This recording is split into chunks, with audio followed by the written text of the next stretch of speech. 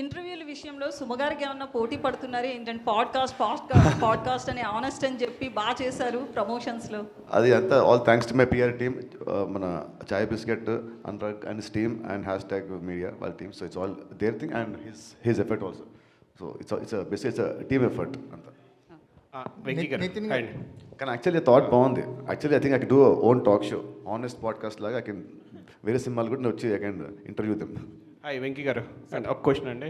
అంటే మీ డైరెక్షన్ జర్నీలో 8 ఇయర్స్లో మీ కెరియర్ ఇప్పుడు ఎలా సాగుతుంది? మోస్ట్లీ ఫస్ట్ సినిమా చలో, భీష్మ 2 అచ్చమైన తెలుగు టైటిల్స్ పెట్టారు. ఇక్కడికి వచ్చేటప్పుడు రాబిన్ హుడ్ అన్నారు. ఈ టైటిల్ పెట్టడానికి కారణం ఏంటి? యాక్చువల్లీ చలో హిందీ టైటిల్ అండి, భీష్మ తెలుగు టైటిల్. సో ఇంకా నెక్స్ట్ లెవెల్కి వెళ్ళాలని రాబిన్ హుడ్ అని ఇంగ్లీష్ టైటిల్ పెట్టారు. సో ఇంగ్లీష్లో కూడా రిలీజ్ చేస్తున్నారా? ఇంగ్లీష్ సబ్ టైటిల్స్ ఉన్నాయండి అక్కడక్కడ. సో ప్రస్తుతానికి అక్కడ వరకు మేనేజ్ చేసాం. నెక్స్ట్ సినిమా ఇది బ్లాక్ బస్టర్ అయిన తర్వాత రవి గారు కూడా పాన్ ఇండియా సినిమాలు చాలా చేసి ఉన్నారు. సో ఆయనతో ఏమన్నా పాన్ వరల్డ్ సినిమా ప్లాన్ చేయాలి.